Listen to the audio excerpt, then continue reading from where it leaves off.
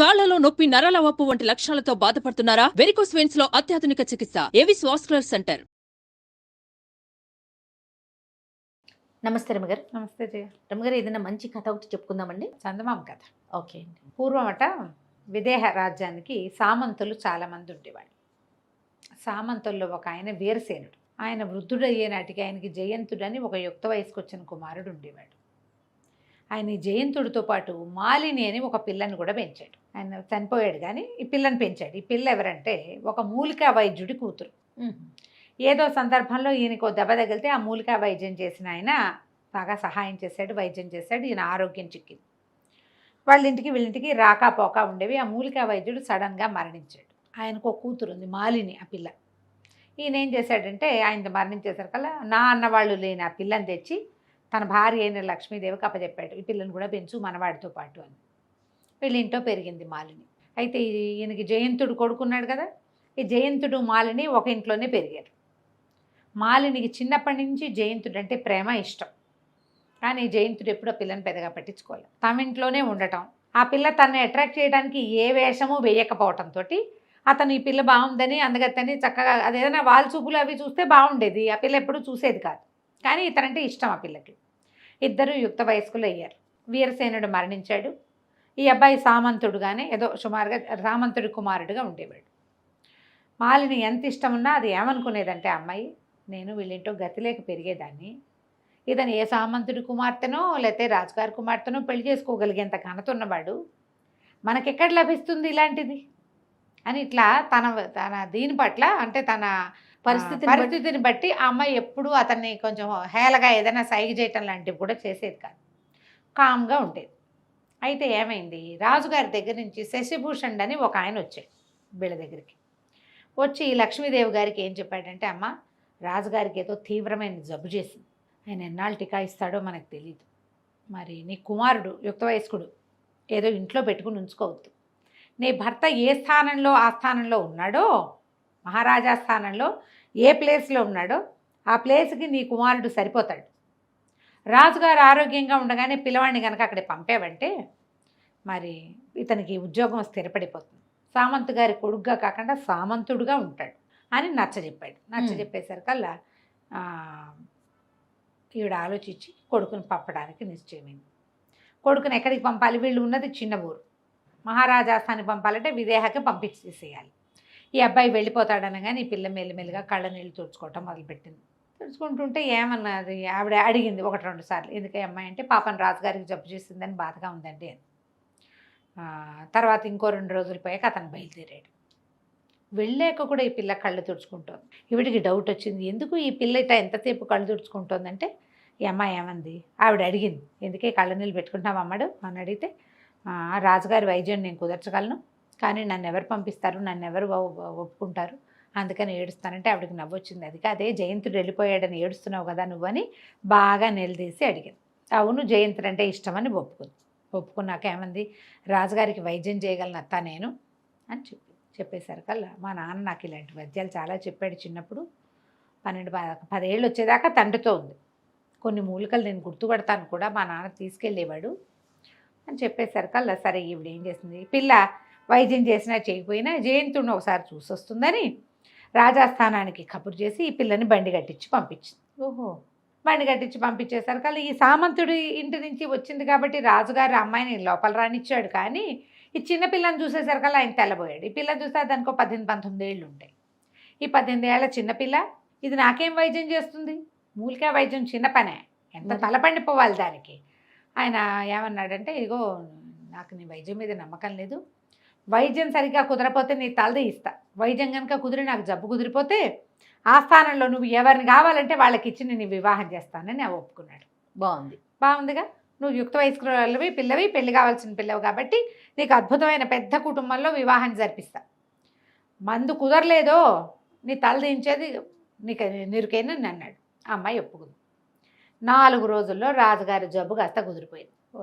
అమ్మాయి వచ్చేటప్పుడు మూలికలు పుచ్చుకొచ్చింది. శశిభూషణ్ వచ్చాడు కదా, ఆయన రాజుగారికి ఉన్న వ్యాధి లక్షణం అన్నీ చెప్పాడు. అమ్మాయికి ముందే తెలుసు, అక్కడి నుంచి మూలికలు పుచ్చుకొచ్చింది. మూలికా వైద్యం కుదిరింది, రాజుకు గుణం కనపడింది, శుభ్రంగా తయారయ్యాడు. 4 రోజుల కల్లా బాధలు తగ్గిపోయింది. ఆయన ఒక వారం రోజులు బాగా పుష్టి పుంజుకున్నాక ఒకరోజు మొత్తం ఆస్థానం అంతా మోహరించినప్పుడు ఈ పిల్లని వెంబడి పెట్టుకెళ్ళి అందరినీ చూపించి వీళ్ళల్లో నువ్వు ఎవరిని పెళ్లి చేసుకుంటావో చెప్పు, నువ్వు ఎవరినంటే వాడికి ఇచ్చి నిన్ను పెళ్లి చేస్తానన్నాడు.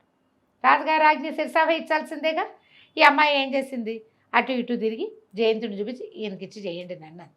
రాజుగారు నాడు జయంత ఈ పిల్లని పెళ్లి చేసుకో అన్నాడు. ఆ రంగాన్ని సర్రుమని లేచాడు జయంతుడు. దీన్ని ఏం చేసుకోవటం ఏంటండి, ఇది మా ఇంట్లో పెరిగింది, మా ఇల్లు కాపెట్టుకుని ఉన్న పిల్ల, ఇది కావాలని ఎత్తేసి నా మీద నన్ను పెళ్లి చేసుకోవడానికి పని చేసిందని పోట్టాడు అనేసరికి ఈ పిల్ల అవమాన పడిపోయింది. సభలో అట్లా అంటే అవమానం కాదు మరి, మా ఇంట్లో ఎంగిలి మెతుకులు తింది పెరిగింది ఇలాంటి మాటలంటే అమ్మాయి తలదించుకుని వద్దులేండి, వివాహం వద్దు, పోనీళ్ళండి, నన్ను ఊరు పంపించేసేయండి అది అనగానే రాజు అన్నాడు, హత్తేరి నేను అన్నమాట కాదంటావా, పెళ్ళైతే నువ్వు చేసుకుని తీరాల్సిందేనన్నాడు. జయంతుడు కొళ్ళు మండిపోయింది. ఇప్పుడు కాదంటే సామంతు ఉద్యోగం పోతుంది, తల్లి ఏమంటుందో ఆలోచించుకుని సరేనన్నాడు. వివాహం జరిగిపోయాక ఆ రోజు సాయంకాలం చెప్పాడు ఆయన జయంతుడు, ఏదో నన్ను పెళ్లి చేసుకుని సాధించాను అనుకుంటున్నావేమో, ఎప్పటికీ నువ్వు నా పెళ్ళానివి కాలేవు, రాజుగారి ముచ్చట కోసం పెళ్లి చేసుకున్నా కానీ నీతో కాపురం చేసే ఉత్సాహం నాకు లేదు, నువ్వెవరో నేనెవరో, ఎక్కడికి పోతావో పో అనేసరికి అలా పిల్లయ్యి అక్కడి నుంచి పిల్లేచక్క వెళ్ళిపోయాడు. ఇల్లు వదిలిపెట్టి వెళ్ళేటప్పుడు ఉత్తరం ఏమని రాశాడంటే, నువ్వెప్పటికీ నా భార్యవి కాలేవు, నా ఉంగరం నీ చేతికి ఏనాడు వస్తుందో ఆనాటికి నువ్వు నా భార్య అనుకో, అది జన్మలో జరిగే పని కాదని ఊరు వదిలిపెట్టి వెళ్ళిపోయాడు. ఈ పిల్ల బేకమొహం వేసింది. ఇంతలో వాళ్ళ అమ్మ కూడా వచ్చిందిగా పెళ్ళికి. ఆవిడ ఎవరెవరో వీడు ఇంత పని చేశాడని పిల్లని బతిలాడి ఏదో ఓదార్చింది. ఈ వెళ్ళిన జయంతుడు కాశీరాజు దగ్గర ఉద్యోగానికి చేరాడు. విదేహ నుంచి వెళ్ళిపోయాడు. సరే ఈ పిల్ల కూడా ఏం చేస్తుంది, ఇంకా నాకు ఇంట్లో ఉండబుద్ధి కావటం లేదు, ఎక్కడికైనా వెళ్తానని అమ్మాయి దేశాటనంకి మొదలుపెట్టింది. తీర్థయాత్రలు చేసేది, ఏదో కొంచెం డబ్బు ఇచ్చాడు రాజుగారు. అయితే ఈ వివాహం అప్పుడు రాజుగారు ఒక ఉంగరం ఇచ్చారు ఈ అమ్మాయికి. ఉంగరం ఇస్తే ఏమన్నారు, ఇంత పెద్ద ఉంగరం పెడుతున్నారు నాకని అన్నది. అనేసరికల్లా నీకు వద్దన్నప్పుడు నాకే ఇవ్వు అని అన్నాడు ఆయన వేలు ఉంగరం తన జబ్బు తగ్గించిన ప్రీతితోటి, నువ్వు నీకు వద్దనిపిస్తే ఇంకెవరికి ఇవ్వబోక నాకే ఇద్దుగానిలే అన్నాడు. సరే ఆ ఉంగరం పెట్టుకుంది వేలికి. ఆ అమ్మాయి కూడా దేశాటానికి బయలుదేరింది. క్రమంగా అటాటాటాట కాశీనగరానికి చేరింది. ఈ కాశీనగరంలో ఒక రాజకుటుంబానికి సంబంధించిన వాళ్ళు ఉన్నారు. ఆవిడ పేరు విమలాదేవి, భర్త లేడు, ఆవిడకి నీలవేణి అని ఒక కూతురు, పిల్ల బాగుంటుంది. ఈ జయంతుడు కాశీరాజ్యానికి వచ్చాక అతనికి దృష్టి ఈ నీలవేణి మీద పడింది. ఈ అమ్మాయిని వివాహం చేసుకుంటానని కబురు చేశాడు. చేస్తే వాళ్ళు ఇంకా ఒప్పుకోలేదు. వీళ్ళు చాలా సామాన్య కుటుంబీకులు, అవతానికి రాజకుటుంబమే కానీ ఆస్తి స్వాస్థ్యం ఉన్నవాళ్ళు కాదు. కానీ జయంతుడికి పెళ్ళయిందని, పెళ్ళి ఇష్టం లేక దేశాంతరాలకు వచ్చాడని ఒక వార్త ఉన్నది వాళ్ళకి తెలుసు. ఈవిడ ఈ అమ్మాయి మన మాలిని ఆ విమలాదేవి గారింటికి చేరింది. దేశాటం చేస్తూ తీర్థయాత్రలు చేసుకుంటూ వీళ్ళ ఇంటికి చేరేసరికల్లా సరే ఆవిడ ఒక సందర్భంలో చెప్పింది, ఈ పిల్లాడు ఒక అబ్బాయి అడుగుతున్నాడు, అతనికి వివాహం అయిందంటున్నారు, అది ఇది అనేసరికల్లా బాగా ఆలోచించుకుని ఏం చేసింది, వాళ్ళకి నిజం చెప్పేసింది. నేనే అతని భార్యని, ఓ పని చేయండి, పిలిపించండి, ఈ అమ్మాయి మాట్లాడతాను, ఈ అమ్మాయితో మాట్లాడతానని అడుగుతున్నాడు. పిలిపించండి, నేను చెప్పినట్టుగా మాట్లాడితే చాలు, మీకు అనంతమైన సంపద మీ పరం చేస్తానని ఒప్పించుకుంటే సరే ఏం చేసింది, అతన్ని జయంతుడికి కబురు చేయించింది. జయంతుడు వచ్చి వీళ్ళతో మాట్లాడినప్పుడు సరే నీలవేణి పెళ్ళికి ఒప్పుకుని ఏదైనా ఇవ్వమని ఏం చేసింది, తన ఉంగరమేమో అమ్మాయికి ఇచ్చింది. అమ్మాయికి ఇస్తే అమ్మాయి ఏం చేసింది, ఉంగరాలు మార్చుకుందాం మనం అని చెప్పేసి జయంతుడి ఉంగరాన్ని నీలవేణి తీసుకుంది. నీలవేణి దగ్గర ఉన్నటువంటి మాలినికి రాజుగారు ఇచ్చిన ఉంగరం ఉంది కదా, అది ఇతనికి ఇచ్చేసరికల్లా సరే వివాహం చేసుకుందాం అనుకున్నాం. ఇంతలో ఏమైంది, ఈ మాలిని చనిపోయినట్టుగా ఒక వార్త పుట్టించారు. ప్రయాగలో ఎక్కడో మాలిని మరణించిందని. సరే ఇతనేమనుకున్నాడు, మాలిని ఎలాగో మరణించింది, ఈ లోపల తల్లి ఉత్తరం రాసింది. ఉత్తరం రాసి మాలిని మరణించిందని వార్త వచ్చింది, మరి నువ్వు ఇంటికి వచ్చేసి అమ్మాయికి తిలోదకాలు అవి ఇవ్వాలి కదా, భార్య కదా అనేసరికల్లా ఇతను బయలుదేరాడు. తను బయలుదేరి తల్లి దగ్గర మరి వివాహం చేసుకోవాలని అమ్మ దగ్గరికి వెళ్ళాలి, వాళ్ళని కూడా రమ్మన్నాడు. విమలాదేవిని నీలవేణిని కూడా రమ్మన్నాడు, వాళ్ళతో పాటు మాలిని కూడా బయలుదేరి. ఇంతలో ఏమైంది, ఈవిని చూడ్డానికి లక్ష్మీదేవిని చూసి చాన్నాళ్ళు అయిందని రాజుగారు ఆ ప్రాంతం వైపుకి ఏటో విడిది చేయడానికి వెళ్తూ రాజుగారు శశిభూషణుడు ఇద్దరు కలిసి ఈ లక్ష్మీదేవి గారి దగ్గరికి వెళ్ళారు, జయంతుడు వాళ్ళ అమ్మ దగ్గర. అదే సమయానికి ఇతను వచ్చేసరికల్లా మాలిని ఎలా ఉంది ఏమిటి అని రాజుగారు అడిగేసరికల్లా మాలిని చనిపోయిందన్న వార్త చెప్తే ఆయన చాలా బాధపడ్డాడు. అయ్యో నాకు వైద్యం చేసింది ఎంత చక్కటి పిల్ల, జయంతుడికి ప్రాప్తం లేకపోయిందంటే శశిభూషణ్ అన్నాడు, జయంతుడు ఎట్లాంటి దురదృష్టవంతుడు, రాజు మాట నిలబెట్టల, తల్లి మాట నిలబెట్టలా, భార్యని పోగొట్టుకున్నాడు. సరే ఈ మాటల సందర్భంలో ఈయన జయంతుడికి వేలుకున్న తన ఉంగరాన్ని చూశాడు రాజుగారు. ఆయనకి ఏం డౌట్ వచ్చింది, మాలిని చనిపోవటం ఏంటి, జయంతుడే దాన్ని చంపేశాడు. ఆ పిల్ల వేలికి నేను ఇచ్చిన ఉంగరం ఉంది. అమ్మాయి ఏం చెప్పింది, నా ఉంగరాన్ని మళ్ళీ మీకే ఇస్తానది, నేను పెట్టుకోలేకపోతే మీకే ఇస్తానది. నా దగ్గరికి రావాల్సిన ఉంగరం జయంతుడి వేలికి ఎలా వచ్చింది, జయంతుడి వేలికి ఎలా వచ్చింది అనేసరికల్లా వెంటనే జయంత చెప్పు, నిజం చెప్పు, నువ్వు మాలిని నువ్వు నా ప్రాణదాత, ఆ పిల్లని నువ్వు చంపేసి ఉంటావు, ఈ ఉంగరం నీ దగ్గరికి ఎలా వచ్చిందని చెడామడా అరిచాడు ఆయన. అరిస్తే ఇతను పెళ్లి సంబంధం మాట చెప్పకుండా ఎవరో ఒక అమ్మాయి ఎక్కడికో వెళ్తూ నా మీద విసిరేసిందండి నువ్వు కట్టుకథ ఏదో చెప్పబోయాడు. చెప్పిన రాజు నమ్మల. ఈ వీడే ఆ మాలిని ఏలుకోవటం ఇష్టం లేక ఆ పిల్లని చంపేసి ఉంటాడు, అందుకే దాని వేలు ఉంగరం వీడి దగ్గరికి వచ్చింది, లేకపోతే ఎట్టా వస్తుంది నీ దగ్గరికి. అది ఇంతలో ఏమైంది, ఆ సుభద్రాదేవి మన విమలాదేవిను కూతురు ఈవిడ అమ్మాయి నీలవేణి వచ్చారు. వచ్చేసరికల్లా మాట్లాడుకుంటే ఇతను ఈ అమ్మాయిని నేను వివాహం చేసుకోదలుచుకున్నానని చెప్పాడు.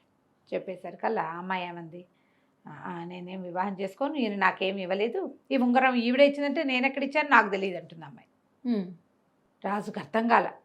ఇతను వీళ్ళ పేరు చెప్తాడు, వాళ్ళేమో మాకు తెలియదు అంటారు, నేను ఈ అమ్మాయికి ఉంగరం ఇచ్చానంటాడు, నాకేం ఉంగరం ఇవ్వలేదు, నా వేలికి ఉంగరం ఏమీ లేదంటుంది అమ్మాయి. ఇతను ఉంగరం ఏమైంది, ఇంతలో మాలిని వచ్చి ప్రభువుకు నమస్కారం చేసింది, అత్తగారికి ఒక దండం పెట్టింది, శశిభూషణ్కి ఒక దండం పెట్టేసరికల్ ఆయన వాళ్ళని అమ్మ బతికే ఉన్నావా, నువ్వు చనిపోయావని చాలా బాధపడుతున్నాం మేము అనేసరికల్ నేను బతికే ఉన్నాను. అయితే ఇతను అన్నాడు, నేను మాలిని కంటితోటి చూడలే ఇప్పటిదాకా, ఇప్పుడే చూస్తున్నా, ఆ ఉంగరం నా దగ్గరికి ఎలా వచ్చిందో నాకు అర్థం కావట్లేదు అంటే నేనే ఇచ్చాను, ఇదిగో ఈ ఉంగరానికి మారుగానే తన చేతికున్న ఉంగరం చూపించింది. ఆ చేతి ఉంగరం ఎవరిది, జయంతుడిది. వాడు ఏం చేశాడు, రాశాడు ఉత్తరం, నా ఉంగరం నీ చేతికి చేరితేనే నువ్వు నా భార్య అయినట్టు అని చెప్పాడు. ఇప్పుడు ఉంగరం చేస్తే భార్య అయిన ఒప్పుకోవాల్సిందే కదా, అంతేగా. నిర్ఘాంతపోయాడు అతను. ఆ అమ్మాయి ఏం చెప్పిందంటే, నాకు ఇంకో దారి లేకపోయింది, నేను కావాలని చేయకుండానే ఇలా జరిగింది, ముందు అతను పెళ్లి చేసుకునే ఉద్దేశంతో మీకు వైద్యం చేయలే, మీరు అన్నారు కాబట్టి నేను అతన్ని చూపించాను అనేసరికి జయంతుడు కూడా సర్దుకున్నాడు. అతను పెళ్ళినప్పుడు చూసిన పిల్ల వేరు, ఈ 3 సంవత్సరాల్లో ఈ అమ్మాయి ఇంకా చక్కగా తయారైంది. నీలవేణిని మాలిని పక్కపక్కన చూస్తే మాలినే బాగుందనిపించింది. తర్వాత రెండోది ఇంత ప్రయత్నం చేసి తను ఎక్కడుంటే అక్కడికి వచ్చి ఇంత ప్రయత్నం చేస్తుంటే అతనికి ఆమెకు ఎంత ప్రీతి ఉంది తనంటే, అంతేగా. దాంతో సర్దుకొని ఒప్పుకున్నాడు, నువ్వు నన్ను జయించావు, నువ్వు నన్ను గెలుచుకున్నట్టే, ఇప్పుడు ఇంత ప్రయత్నం చేసి ఆ ఉంగరం తన చేతికి వచ్చేలాగా చేసుకుంది, ఇప్పుడు వాళ్ళనైనా ఒప్పించుకుంది కదా.